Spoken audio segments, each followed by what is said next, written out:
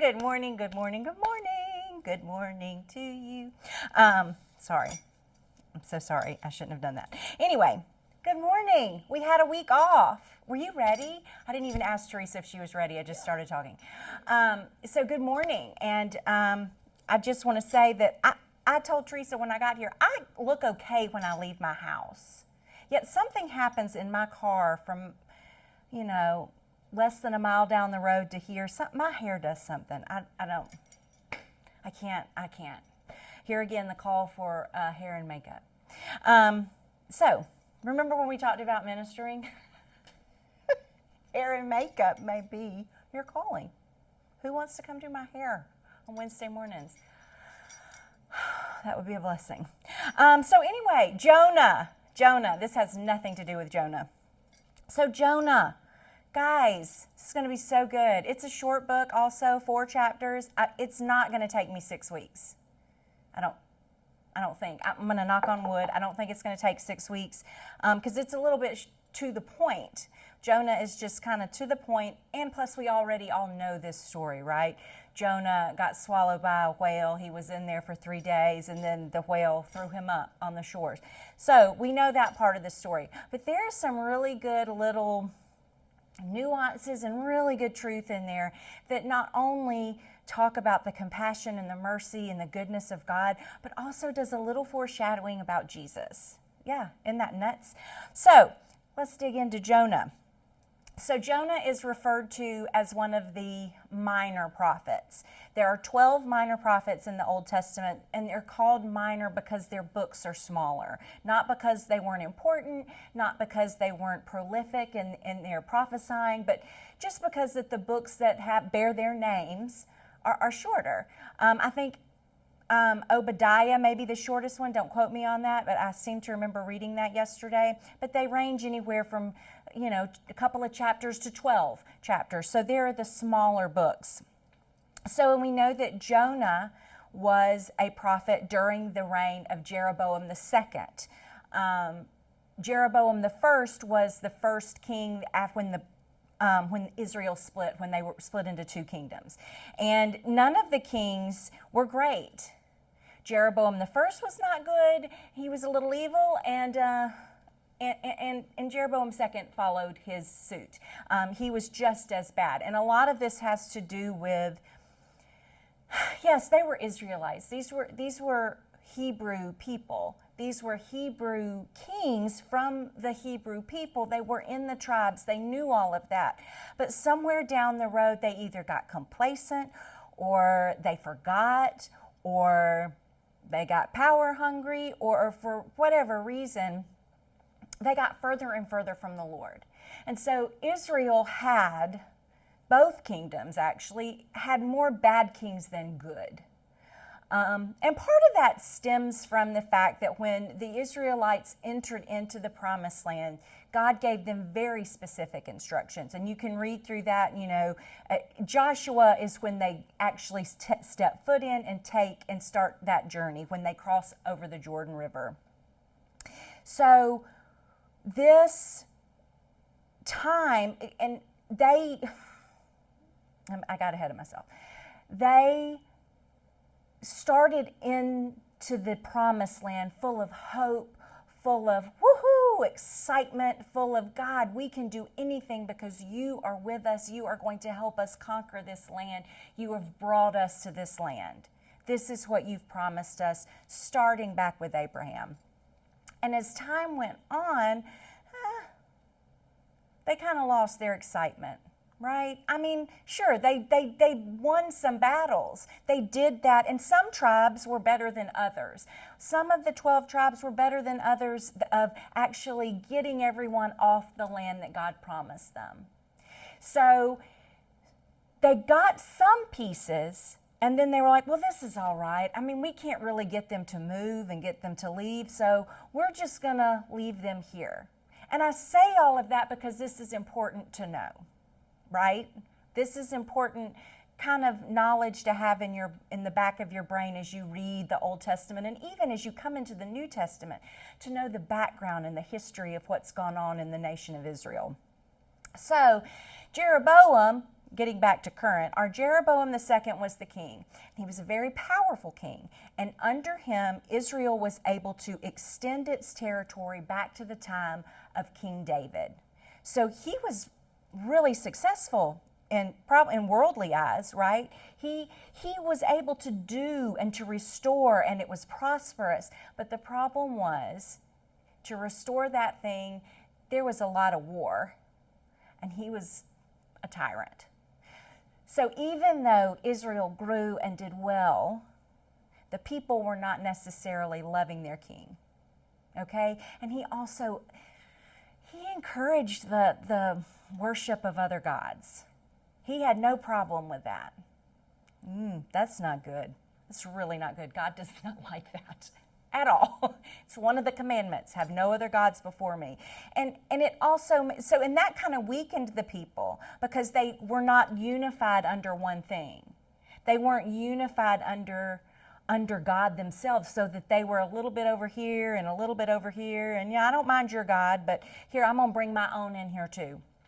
And that was the watering down. That was the other people, other cultures have stayed here. And we haven't cleaned them out the way that God wanted us. And God wanted them to do all that cleaning out, to rid them of them, because he knew that they would be tempted, that they were easily led astray, as we see in the desert when they were wandering for 40 years. They were easily kind of distracted by shiny things. And he knew that that would be hard, so he said, get rid of them, go on out. But they didn't have that. They didn't do that. They got a little bit lazy. They got a little bit comfortable. They were, okay, well, this is fine. We don't want to go to war anymore, and we can't get these people to leave. We're tired. We're tired of this. So that's set up where we are today, okay? So I'm going to read, let's read Jonah. It's in the middle of your Bible. No, well, not really. It's after Psalms and Proverbs and Isaiah. It's pronounced Isaiah. Isaiah and Jeremiah. It's after those, and it's, well, in my Bible, it's on page 1560. I don't know if that helps you. But so here we are in Jonah chapter 1, verse 1. So the word of the Lord came to Jonah, son of Amittai, go to the great city of Nineveh and preach against it, because its wickedness has come up before me. Jonah, he is first mentioned in 2 Kings chapter 14:25. And throughout there are some mentions of him and where he has been prophesying. So he's a known prophet. He's not just coming on the scene as we see him in this book, in his book, because this was written after the fact. His book was written later, okay? So we know that about Jonah. Okay, so the city of Nineveh. Well, where is Nineveh?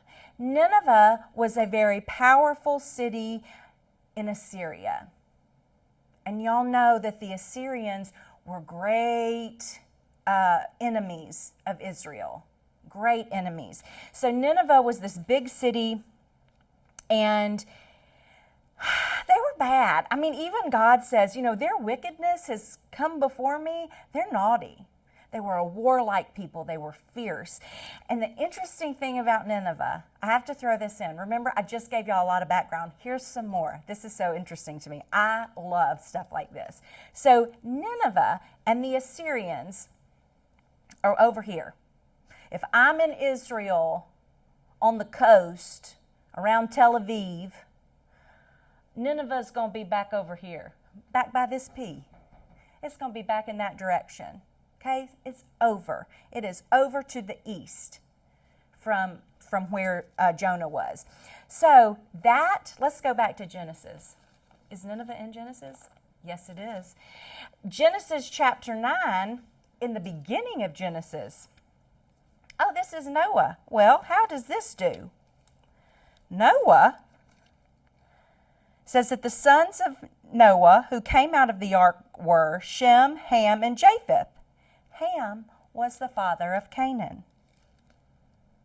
Does this ring a bell? Canaan, promised land, right? Okay, so Ham. So there we see that. So this is chapter 9 of Genesis, and I'm going to go into verse 20 now. Noah, a man of the soil, proceeded to plant a vineyard, and when he drank some of its wine, he became drunk and lay uncovered inside his tent. Ham, the father of Canaan, saw his father's nakedness and told his two brothers outside. But Shem and Japheth took a garment and laid it across their shoulders. Then they walked in backward and covered their father's nakedness. Their faces were turned the other way so that they would not see their father's nakedness. When Noah awoke from his wine and found out what his youngest son had done to him, he said, "Cursed be Canaan. The lowest of slaves will he be to his brothers." He also said, "Blessed be the Lord, the God of Shem. May Canaan be the slave of Shem. May God extend the territory of Japheth. May Japheth live in the tents of Shem, and may Canaan be his slave." That slave, that word there means that they were going to conquer. Noah is saying this, that he hopes that Ham's two brothers go in and live in his land, conquer him, and then those people will have to be under the authority of Shem and Japheth. Okay, that's not how we think as slaves. In that time, it just, you're going to serve me because I'm going to be your ruler. I'm going to be in charge of where you live in. And you're going to have to follow the rules and the laws of what I say here. Right? Okay, that's what that means. So, that was Shem. Now, we don't know clearly Ham was really in the wrong. I mean, it was disrespectful. It was not right to make fun of your daddy who's had a rough night and was so excited to be off that ark with all those animals and his 3 children. I mean, don't tell my mother, but can you blame Noah for planting the vineyard the first thing he did? He needed a night out. We can understand that. We've been kind of quarantined for the past year. We need to get out. We need to let off some steam and relax. No, we shouldn't do that. Yeah, you know. Gets a little tricky, especially if you were brought up Baptist like me. So listen, this was disrespectful. It was wrong. Noah was not. He was embarrassed probably, and then he was so mad that his son was making fun of him. And we know that it wasn't a good idea because Shem and Japheth did not jump in with Ham and point and laugh at their daddy. They didn't even look at him. They went in backwards, covered him up, and walked back out. We're never going to mention it again. I don't know how Noah found out. Okay? We don't know that. So go on down. So we see what he said here. So in chapter 10, starting in verse 6, it says the Hamites. The sons of Ham, Cush, Mizraim, Put, and Canaan. The sons of Cush. And we'll skip that because that gets boring. So Cush was the father of Nimrod. I've skipped to verse 8. Who grew to be a mighty warrior on the earth. He was a mighty hunter before the Lord. That is why it is said, like Nimrod, a mighty hunter before the Lord. The first sinners of his kingdom were Babylon, Erech, Akkad, and Calneh in Shinar. From that land he went to Assyria, where he built Nineveh. So, not only is Ham the father of the Canaanites, his descendants started Babylon. He's part of he's the granddaddy of the Ninevites. Look how it's all connected. Look at that. And when you read down, if you keep going in chapter 10, you know, it'll do this, who's what. And so these are all the ites that we get in the Bible. And a lot of these from Ham are the ites that bothered the Israelites. This is who they warred against.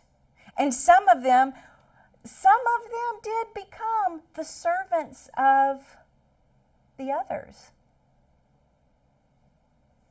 It's interesting. So that's that background of where Nineveh came from. That's so fascinating to me. That's where Nineveh came from. So, let me get back to Jonah. Where's my mark? Okay, so Jonah, he went down to Nineveh. That's where he's going. They're naughty. Okay? Verse 3, but Jonah ran away from the Lord and headed for Tarshish. He went down to Joppa, where he found a ship bound for that part, and after paying the fare, he went aboard and sailed for Tarshish to flee from the Lord. Where's Tarshish? Well, we don't really know. Some people say it's in Spain, but the idea is that it's off a distance. There is a reference to it in, 1 Kings 10:22. Solomon's talking about it, and he's talking about the ships that are going to and from. It would take 3 years for that boat to make it to Tarshish and back. 3 years. That's far away. That was far. Okay? So we see that God is telling Jonah to go east to Nineveh, and Jonah says, nope, goes to get on a boat and heads as far west as he can. He not only said, God, no, he said, God, no, and I'm going as far away from this mission as I can get. That's what Jonah did.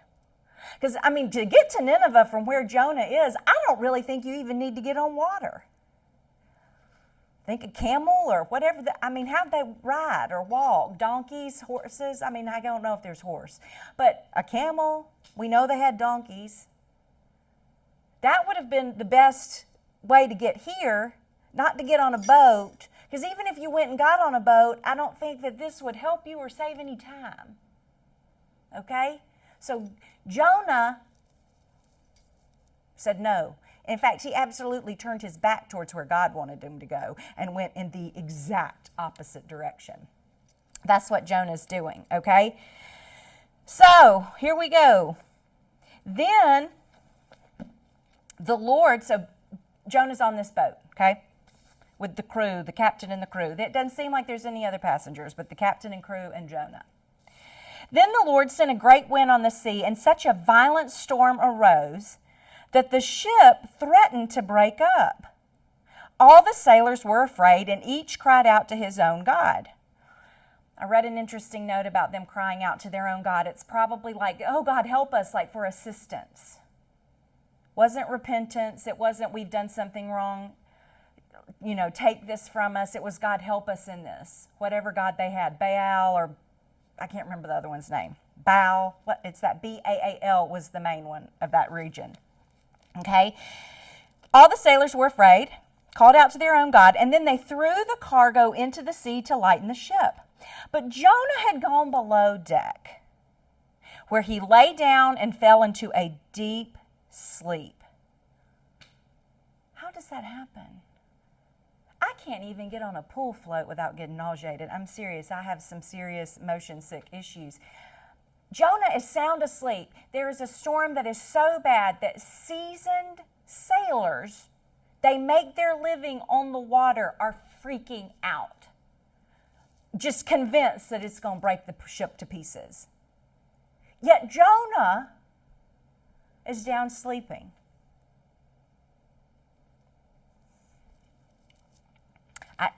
Jonah, he was fine with what he was up to. He wasn't bothered at all. He was not bothered at all. Okay, so the captain went down to him and said, how can you sleep? Get up and call on your God. Maybe he will take notice of us and we will not perish. Then the sailors said to each other, come, let us cast lots to find out who is responsible for this calamity. They cast lots and the lot fell on Jonah. Y'all understand lots? I don't. You understand lots? I finally read something the other day that explained it, that kind of made it more where I could understand it. So each person has their lot. I guess, is it, y'all, this is how my mind works. Is it like you pick a piece like when you play Monopoly? And so who's the thimble? You got the thimble, the shoe, the top hat, however many, you got them in there, and they're put it in a cup. And it's not shaken like side to side shaking, but shaking like this. And the idea was that whatever piece flew out would be done by some other force so that it was true. It wasn't luck, it wasn't coincidence, it was, oh, somebody has picked yours out and laid it out here for us and has caused that one to fall out. So, Jonah's piece, the car, we'll put him in the car, his Monopoly piece, the car, falls out. And they all look at him like, it's you. This is your fault, guy. And Jonah, this makes me laugh. So they asked him, tell us who is responsible for making all the trouble for us. What do you do? Where do you come from? What is your country? From what people are you? Jonah's honest. Jonah owns up right then. It wasn't like he was like, no, it's not. This is a mistake. I have no idea why this is happening. Jonah says, I am a Hebrew and I worship the Lord, the God of heaven, who made the sea and the land. This is also a little humble brag for Jonah, because he said, the God I worship made this. He made this. The gods that they were praying to didn't make it. They were just kind of put in it.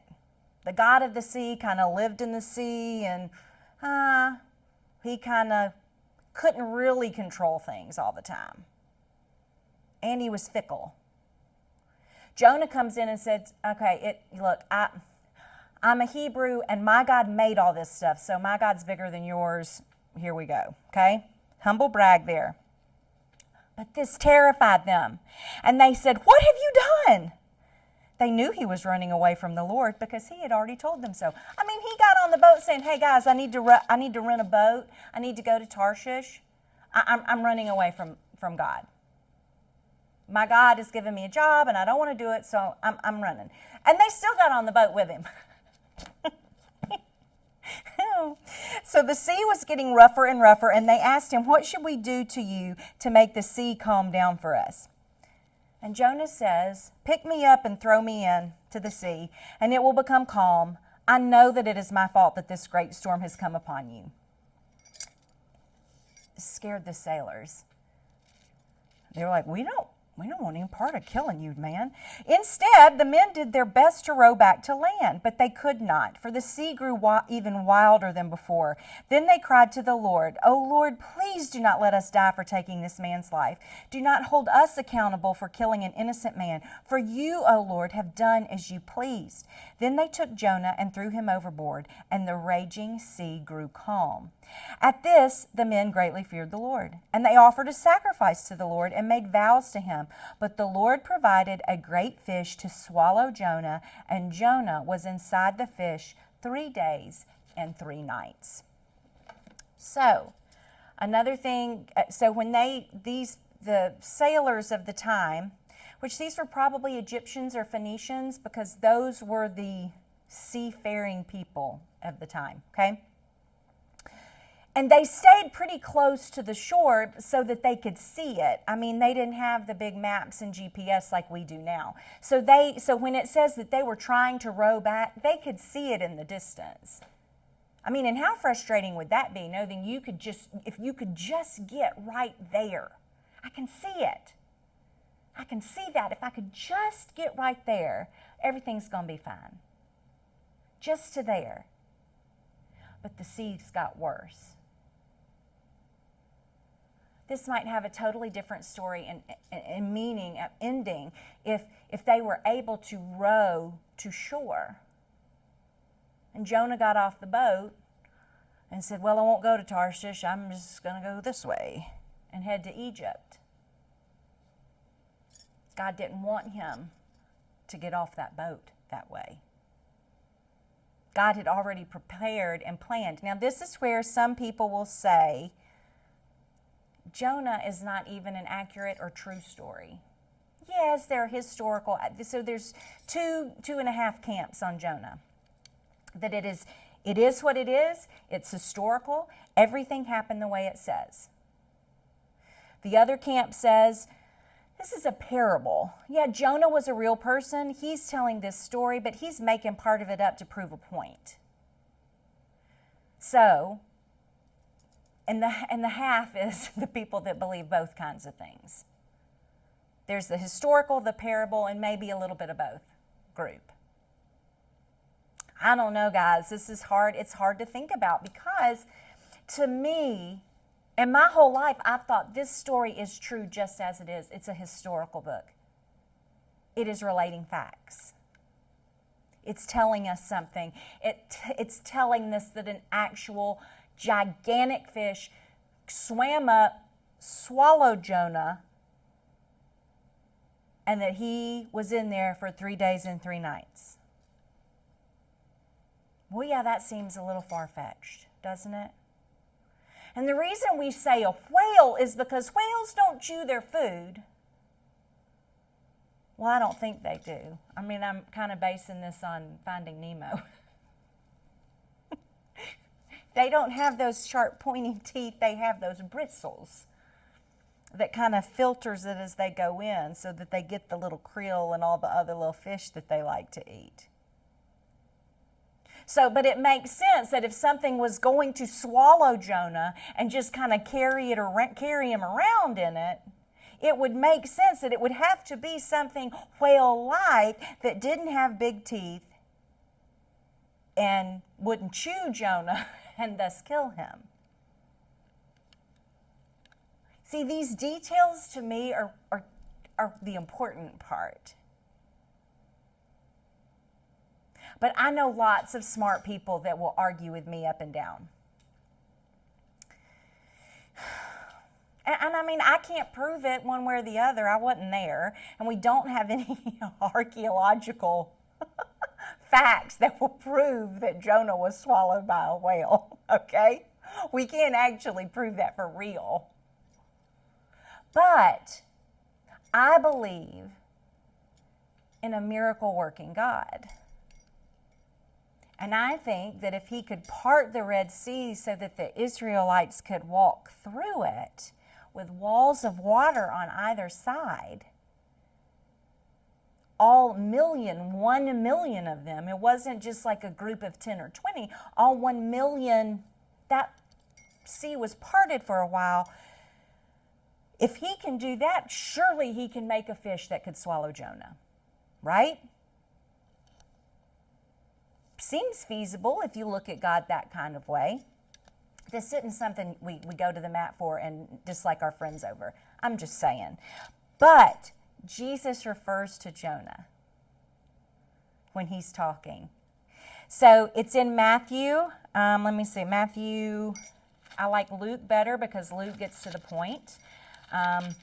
In Matthew, it's in chapter 12. I've got it. It's in chapter 12, 38 through 45. In Luke, it's 11, 29 through 32.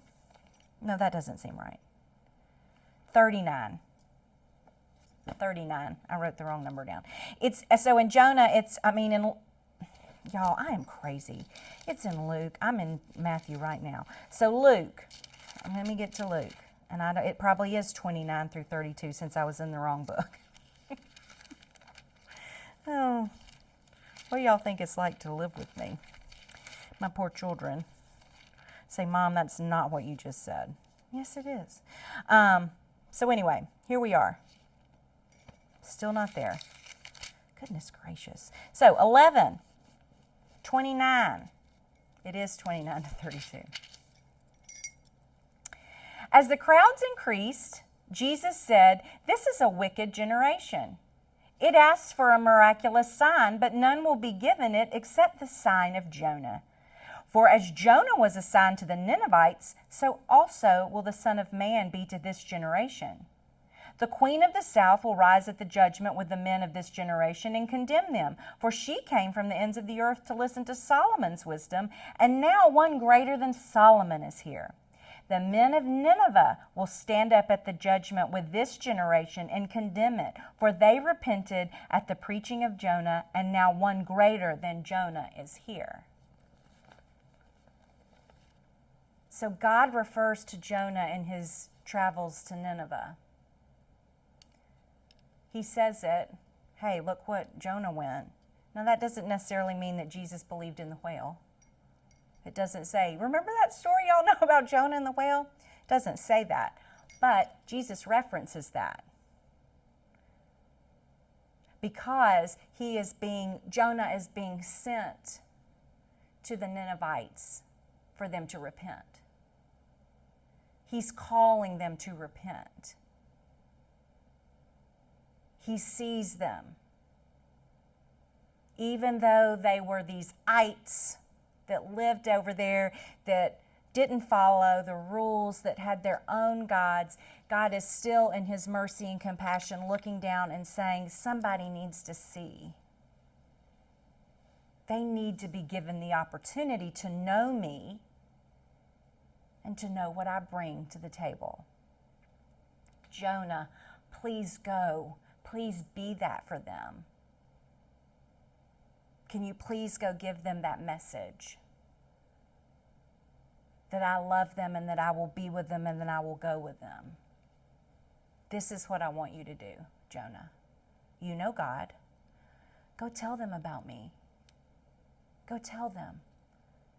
Because Jonah wasn't a missionary. Jonah wasn't, evangelizing. Jonah was hearing from the Lord and telling the people that believed in the Lord about him already. He was saying, hey, he was the one that prophesied that Jeroboam would be the one that restored the territory of Israel. He was trustworthy because things that he said were happening. He was trustworthy. And the Lord said, Jonah, go. And Jonah said, no, I'm not. And look what happened as God brought him back in. God brought him back in. He shook up the boat and said, get up, Jonah. And Jonah was bound and determined to not listen. But when it all happened and the people said, here, what? And he's like, it's me. This is my fault. Just throw me overboard. Throw me overboard. I deserve to die. I don't know if he either thought he deserved to die or if he believed that God was going to bring him out of that water. If God felt that strongly about it. That's interesting to think about, though, isn't it? It's interesting to think of Jonah not doing what God wanted him to do, yet being fully confident that God could do what Jonah was supposed to do, and that God could do things to get Jonah there. They didn't throw Jonah overboard kicking and screaming. He knew he was wrong. He knew what he had done was not what he should have done. And in that moment, he said, just throw me overboard and it's going to stop. He was convinced that it would stop. He was convinced that it would stop, and it did. So not only is Jonah ministering, or supposed to minister to them, to the Ninevites, but then right then he was able to minister to these sailors on this ship, who, remember, were most likely Egyptians and Phoenicians. So he was able to say, this is my God. He's the maker of heaven and earth and the sea and the land. I mean, he made all of this, guys. That's who my God is, and I'm supposed to be doing. He sent me, and I didn't want to do that, so I was running away from him. But he made all this, and this is going to calm down if you'll just throw me in. It's going to be fine. This storm will pass once I get in the water. And that's exactly what happened. Now, I don't know if these men were really converted that long. I don't know if they went home and told everybody what happened. You will not believe this, but the God who created the land and the sea was mad at this guy we had on the boat. And he said he did it, and he told us to throw him in, and we didn't want to because we just knew he was going to die. And then a big fish came and swallowed him up, and the storm stopped. I'm not kidding. That's what happened. I'm going to believe in this God. We don't know that, but we know that they were told about the Lord. See, even in our circumstances and where we are and what's happening to us and the decisions that we make, even when we're not necessarily doing something that is right, or what God really wants us to do, even in those moments, when we're mad, I don't want to do that, God. when we're ignoring him, I'm going to take a nap. Even in those moments, God can still use us. He can use you in your mess, in your disobedience, to show his love and mercy to someone else, to show his mightiness, to show that he is the God who controls and created the land, the sea, the heavens, and the earth. I also told you that this was going to preview Jesus coming. How long was Jonah in the belly of the whale? 3 days and 3 nights. The significance of the 3 is that was like you're dead. If you've been dead or gone, if you've been under the water for 3 days, you're dead. There's no coming back. You're dead. I have referenced this, look at me of the goofy references today. I've already given you Nemo, one of the greatest movie ever made, The Princess Bride. Mad Max at the end says, he's not dead, he's mostly dead. But after 3 days, you're dead. That's me saying that, not Max. He says mostly dead. And how long was Jesus in the tomb? 3 days. So after 3 days, Jonah is thrown up onto dry land.